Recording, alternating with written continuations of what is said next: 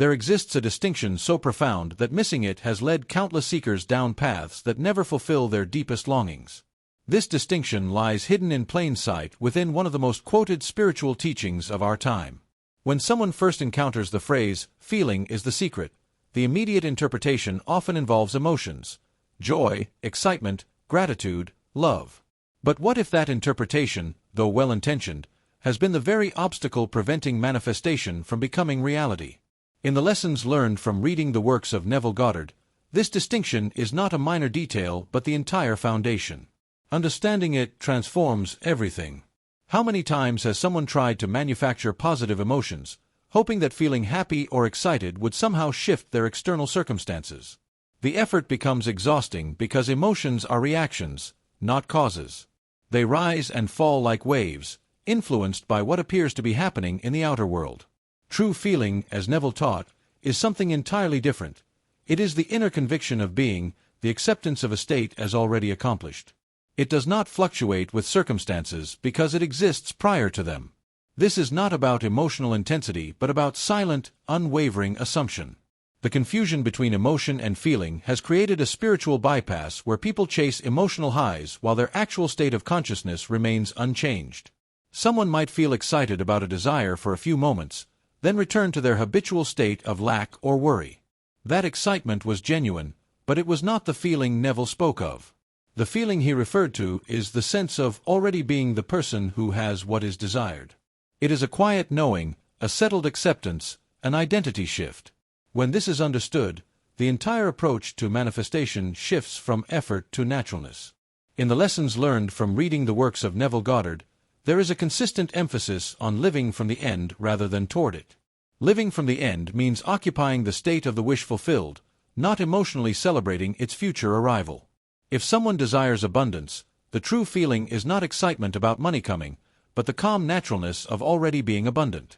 If someone desires love, it is not the emotional longing for connection, but the peaceful sense of already being loved. This distinction may seem subtle, yet it changes everything about how consciousness operates. Why has this been so widely misunderstood? Perhaps because emotions are familiar, tangible, easy to identify. Feeling, in the Neville Goddard sense, is more subtle. It is the background assumption that defines identity. It is the state one wears like an invisible garment, so natural that it goes unnoticed. Yet this invisible state is what radiates outward and crystallizes into circumstances. The question becomes not, what emotions should I generate? But rather, what am I assuming to be true about myself right now? That assumption, that silent feeling of being, is the true secret. To understand this distinction more deeply, consider how consciousness actually functions in relation to reality. Consciousness is not passive. It is the active creative force that shapes every experience.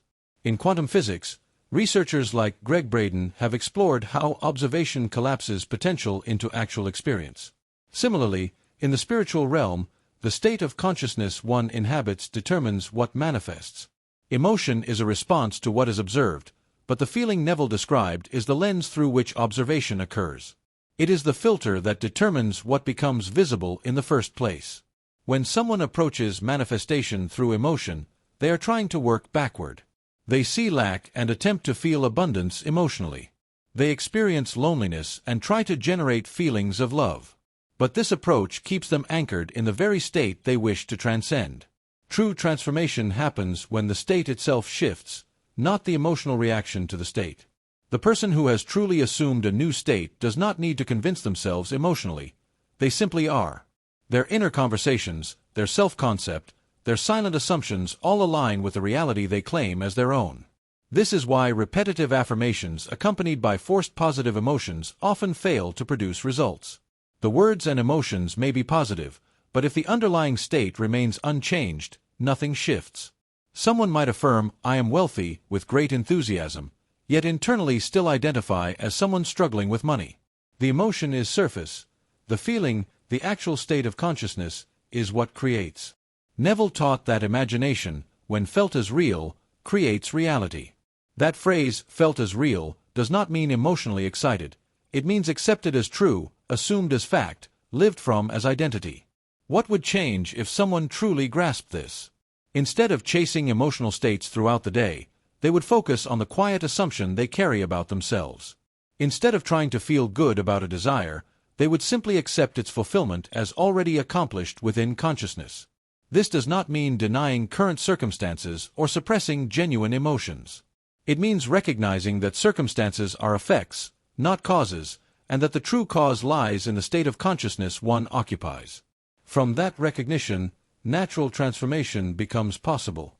The confusion between feeling and emotion has led many to believe that manifestation requires constant emotional labor.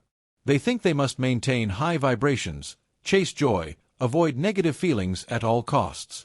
This creates exhaustion and often deepens the sense of separation from what is desired. In the lessons learned from reading the works of Neville Goddard, there is a profound simplicity. Assume the wish fulfilled, live from that assumption naturally, and allow the outer world to reflect the inner state. No emotional gymnastics required. Just a quiet, persistent shift in identity. Consider the metaphor of wearing clothing. When someone puts on a coat, they do not need to emotionally convince themselves they are wearing it. They simply wear it, and it becomes part of their immediate reality. The feeling Neville spoke of operates in exactly this way. It is not an emotional celebration of wearing the coat, it is the natural acceptance that the coat is on. Applied to consciousness, this means inhabiting a desired state so completely that it becomes as natural as the clothes one wears. The emotional reactions may come or go, but the state itself remains steady, worn like an invisible identity that the world then reflects back. How many people have abandoned their desires because they could not sustain the emotional intensity they believed was required? They felt excited for a few days, then the emotion faded, and they assumed the technique had failed. But the technique never required sustained emotion. It required sustained assumption. If someone assumes they are already the person who has their desire, that assumption does not need emotional maintenance. It simply is. The outer world has no choice but to conform to what consciousness persistently assumes to be true. This is the law, operating silently beneath all appearances. The challenge lies in recognizing what one is actually assuming throughout the day. Most people are unaware of their habitual states because these states have become so familiar they are invisible. Someone might consciously desire abundance while unconsciously assuming scarcity in every inner conversation. They might desire love while assuming unworthiness in the background of their mind. These silent assumptions, these unconscious feelings of being, are what create reality. Bringing them into awareness is the first step toward transformation. What assumptions are running silently in the background of consciousness right now? In the lessons learned from reading the works of Neville Goddard, there is a practice called revision, which helps illuminate these hidden assumptions. By revisiting moments when undesired reactions occurred and imagining them differently, one begins to see the state that was occupied. If someone reacted with fear, they were in a state of vulnerability. If they reacted with anger, they were in a state of powerlessness. These reactions reveal the feeling, the assumption, that was operating. Changing the reaction in imagination is not about denying what happened. It is about shifting the state that caused the reaction, thereby changing what will happen next. This brings clarity to why emotional positivity alone does not manifest desired outcomes. Positivity can coexist with unchanged assumptions. Someone can feel happy while still assuming they are limited, unworthy, or stuck. The happiness is an emotion passing through.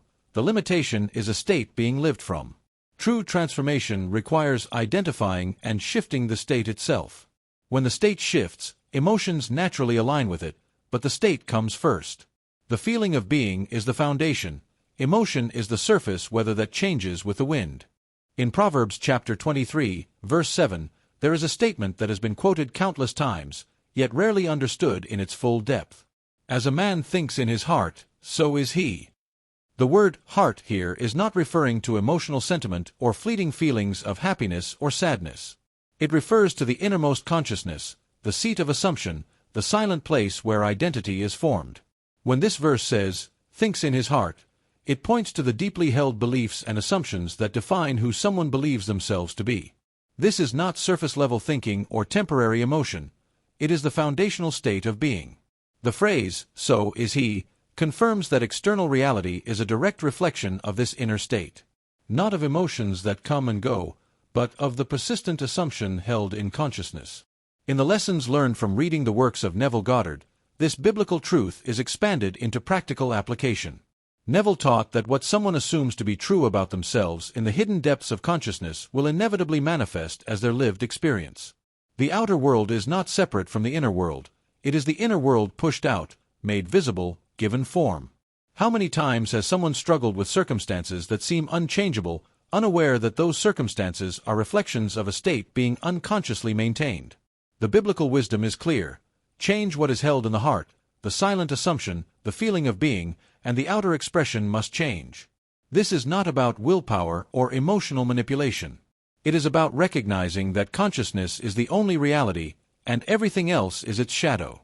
When the light within shifts, the shadow naturally follows. This understanding validates the pain of those who have tried so hard to think positively, to feel grateful, to maintain high emotional states, yet still experience the same painful patterns repeating. The effort was real, the intention sincere, but the approach missed the deeper truth. Emotions are effects, not causes. The true cause is the state of consciousness from which one operates. That state is the heart the Bible speaks of. When someone discovers they have the power to shift that state simply by assuming a new identity, empowerment replaces helplessness. The practical application becomes beautifully simple. Instead of asking, "What should I feel emotionally to manifest this?" the question becomes, "Who would I be if this were already accomplished?" The answer to that question reveals the state to occupy. Then, through gentle persistence, that state is assumed and worn naturally, like breathing. No emotional strain, no constant effort to feel a certain way. Just a quiet shift in identity, held consistently, allowed to harden into fact. This is the secret the Bible confirmed and Neville clarified. This is the power that has always been available. When this awakening occurs, when someone truly understands that feeling is assumption, not emotion, everything about their relationship with reality transforms. They stop trying to manipulate circumstances and start occupying states. They stop chasing feelings and start embodying identity. The shift is subtle but profound. Someone who desires health no longer tries to feel excited about healing. They simply assume the natural state of wellness and allow their body to respond to that assumption. Someone who desires success no longer generates enthusiasm about future achievement. They quietly accept themselves as already successful and watch opportunities align. This is the conscious creative responsibility that comes with understanding. Once someone realizes that their habitual state of consciousness is creating their reality, they can no longer blame external circumstances or other people for their experience. This might feel uncomfortable at first, but it is deeply liberating. If consciousness creates, then changing consciousness changes everything. A person is no longer at the mercy of the world is responding to them. Every experience becomes feedback, showing what state has been unconsciously occupied. Every challenge becomes an invitation to shift to a higher assumption. Consider the person who constantly experiences financial lack. They may have tried gratitude lists, vision boards, affirmations with emotional intensity. Yet lack persists. Why? Because beneath all those techniques, the fundamental assumption remained unchanged: I am someone who struggles with money. That is the feeling, the state, the identity being lived from. When that person finally shifts their assumption to, I am someone who naturally has more than enough, without needing emotional proof or external validation, the circumstances must shift. Not because of magic, but because consciousness is the only substance, and form follows consciousness. Or consider someone who experiences repeated rejection in relationships. They might feel deeply emotional about wanting love, cry with longing, visualize partnership with great feeling. Yet rejection continues. The emotional intensity was real, but the underlying state whispered something different. I am not chosen, I am not enough, I am alone. In the lessons learned from reading the works of Neville Goddard, the solution is elegantly simple. Assume the state of being loved, chosen, valued. Not as a future hope, but as a present fact. Wear that assumption so naturally that it becomes the only reality consciousness knows. Then watch the outer world reflect what has been claimed within. This is where many discover the most liberating truth. Manifestation is not about controlling outcomes but about choosing states. Someone cannot control whether a specific person loves them or whether a particular opportunity appears. But they have complete authority over which state of consciousness they occupy. When they occupy the state of being loved, love appears. When they occupy the state of abundance, resources flow. The specific forms may surprise them, often exceeding what was consciously imagined. This is the power of working with states rather than chasing emotional experiences or specific outcomes. The existential weight of this truth cannot be overstated. Every moment of lived experience is a reflection of the state being occupied in consciousness. Every relationship, every financial situation, every health condition, every opportunity or obstacle, all of it is consciousness made visible. When this is truly understood, not just intellectually but felt in the depths of being, the entire structure of victimhood collapses. There is no external force controlling life. There is only consciousness assuming states and experiencing the inevitable effects of those assumptions. This realization is simultaneously humbling and empowering, dissolving blame while awakening creative authority. Imagine consciousness as an infinite ocean, and individual experience as waves upon that ocean. The waves believe themselves separate, at the mercy of wind and tide. But they are the ocean itself, temporarily formed into individual expression. When a wave realizes it is the ocean, its relationship to all other waves transforms. It no longer fears being diminished by other waves because it knows its source is infinite. Applied to human experience, this means recognizing that consciousness is not contained within the body but is the substance from which all bodies and all circumstances arise. The feeling one assumes is like a current within that ocean, drawing specific experiences into form. This is where the body-mind-spirit connection becomes undeniable. The body is not separate from consciousness. It is consciousness densified into form. Every cell responds to the state being assumed. When someone occupies a state of stress and lack, the body produces cortisol, inflammation, tension. When someone occupies a state of peace and sufficiency, the body produces different chemistry entirely. Greg Braden's research into the heart-brain connection confirms that the electromagnetic field of the heart shifts based on the emotional and mental state being held. But deeper than emotion is assumption, the silent feeling of being that the heart broadcasts continuously. What would it mean to consciously choose a new state right now? Not to emotionally force positivity, but to gently assume a truer identity? Someone who has been living from a state of limitation might pause and ask, who would I be if I knew, beyond doubt, that I am supported, loved, and capable?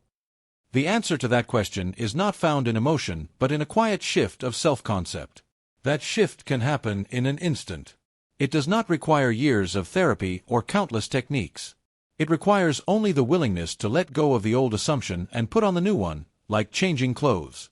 The body, the mind, the entire field of experience will reorganize around that new assumption. This is the transition from understanding to embodiment. Everything shared so far has been preparation for this moment, the moment when someone decides to stop observing their state and start selecting it. The practice is simple, but its effects are profound. It does not require elaborate rituals or emotional performances. It requires only stillness, clarity, and the gentle act of assuming a desired state as already true. From that assumption, everything else flows. The outer world has no choice but to reflect what consciousness claims as real. This is the law, operating with perfect precision, waiting to be consciously directed. There is a practice that brings this understanding from concept into lived experience. It begins in stillness, in a moment when the noise of the day quiets and consciousness can turn inward. In that stillness, someone might simply ask themselves, what state have I been living from? Not with judgment, but with honest observation. Perhaps it has been a state of worry, of waiting, of hoping for change. Once that state is identified, it can be gently released. Not fought against, not resisted, but simply acknowledged and set aside like an old coat that no longer fits. Then comes the invitation to assume a new state. This is done not through emotional effort but through quiet acceptance. Someone might imagine themselves as already being the person who has what they desire. Not visualizing the desire itself, but feeling into the identity of someone for whom that desire is already natural. If abundance is desired, what does it feel like to be someone who has always had enough? If love is desired, what does it feel like to be someone who knows they are cherished? The answer is not found in excitement or joy, but in calm naturalness, in the simple sense of, this is who I am. That assumption is then worn throughout the day, gently returned to whenever old patterns arise. It does not require constant focus or emotional maintenance. It simply becomes the background assumption from which life is lived. Inner conversations shift to align with it. Reactions to circumstances change. The lens through which reality is perceived transforms. And slowly, naturally, the outer world begins to reflect the new state. This is not magic. It is the fundamental mechanics of consciousness operating as they were always designed to. For those who resonate with this understanding and wish to explore it more deeply, there is value in staying connected to teachings that remind consciousness of its creative power. Subscribing to channels that share these truths, activating notifications to receive reminders, sharing these ideas with others who are searching, all of this reinforces the new state. But ultimately, the power lies not in any external source, but in the decision to assume a new identity and live from it consistently. What if the life someone has been waiting for is simply waiting for them to assume they already are who they need to be to receive it? The distinction between feeling and emotion is not merely semantic. It is the key that unlocks the entire mystery of manifestation. Emotion is the weather passing through consciousness, constantly changing, often beyond control. Feeling, in the truest sense, is the climate of consciousness itself, the persistent assumption that defines identity and creates reality. When someone stops chasing emotional states and starts occupying desired states of being, they step into the creative power that has always been theirs. The secret was never in generating feelings. It was in recognizing that the feeling of being, the silent assumption held in the heart of consciousness, is the only force that creates. Everything else is simply its echo, its reflection, its inevitable manifestation into form.